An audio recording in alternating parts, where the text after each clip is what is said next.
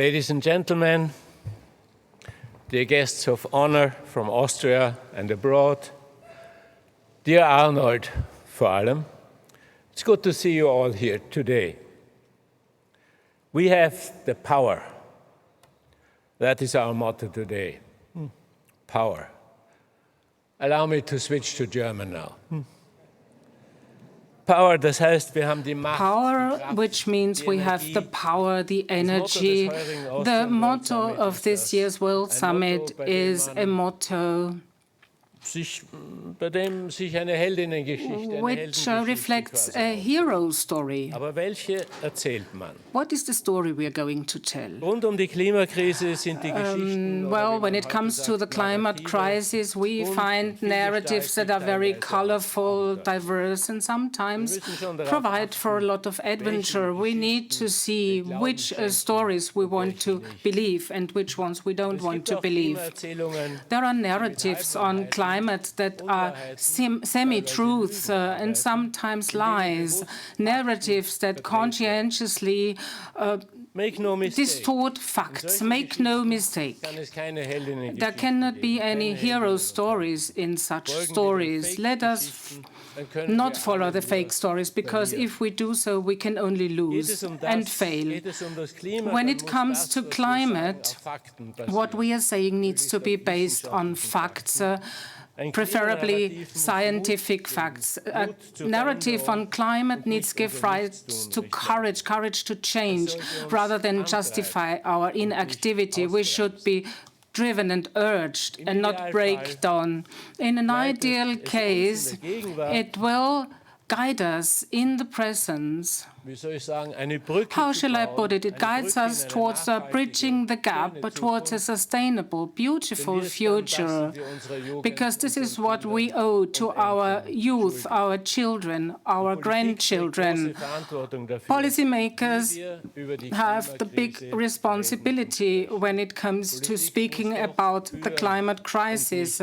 Politics have to lead rather than seduce. And it may be painful to speak about the truth, but nevertheless we have to do so. The truth is that we still do emit much too many greenhouse gas emissions, particularly CO2, but not only CO2. Globally, the 1.2 degree goal of the Paris Agreement is not being reached. So, what can we do? Wir können nicht davon träumen, das Klima zu retten. We cannot dream of saving the climate without giving up any habits that are a damage to climate and the environment. We would thus be children covering their eyes up and hoping that the problems would go away.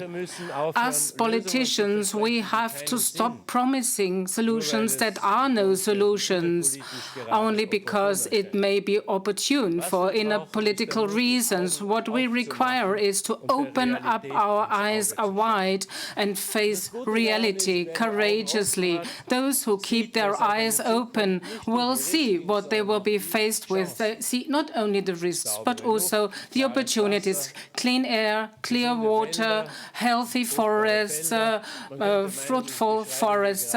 You could think I was describing a painting by Monet. But this is a picture we would like to see in the future, and it will guarantee for our own health and safety.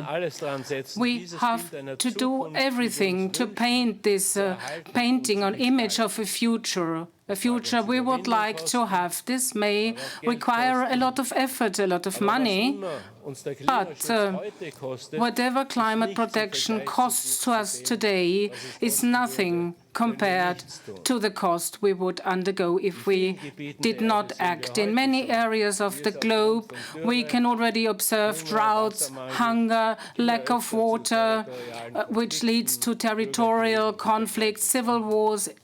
Increasingly, the climate crisis and the devastating impacts have increased the safety and security risk worldwide.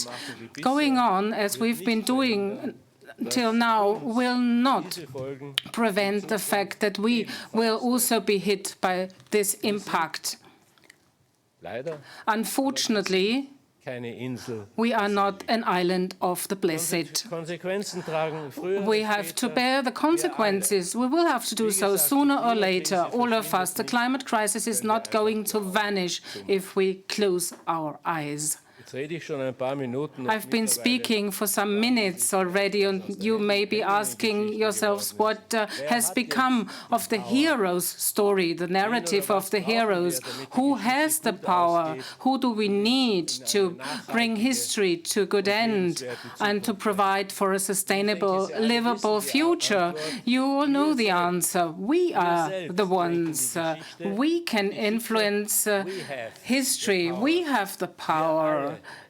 We are called upon. We are all heroes of history, the history we are just writing. Let us write this history together. Let us launch initiatives, projects, new technologies together. Let us also set up the right legislation. All hands on deck. And let us write it with courage, with being confident, and with joy. I would like to stress, and this is important to me, that many representatives of business see that it is necessary to act now and to take the opportunity of launching brave climate action. Sometimes they have realized so before politicians did. There is a series of projects, companies who are represented here at the Austrian World Summit, and the Austrian World Summit is famous for this. Make use of this platform for networking, have mutual exchange. I think what those companies need is more security and of planning.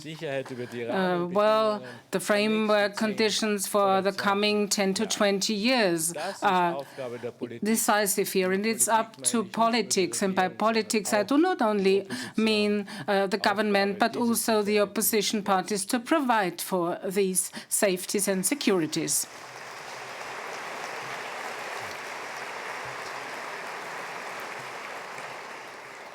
Ladies and gentlemen, finally, let me add an apology. I have to leave this conference early because I have to catch a flight to Reykjavik in Iceland, because I have to participate in a high-level summit of the Council of Europe.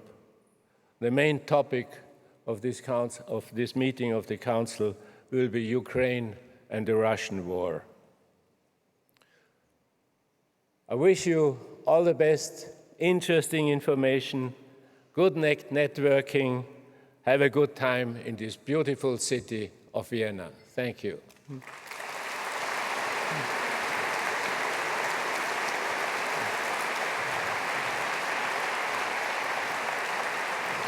Herr Präsident, herzlichen Dank.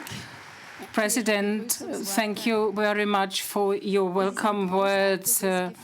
It's a great feeling to be called a hero by the Austrian Federal President before 10 o'clock in the morning. In some mornings, so thank you very, very much, Mr. President, for your welcoming words. And now please welcome on stage the Austrian Chancellor Karl Nehammer. Schönen guten Morgen.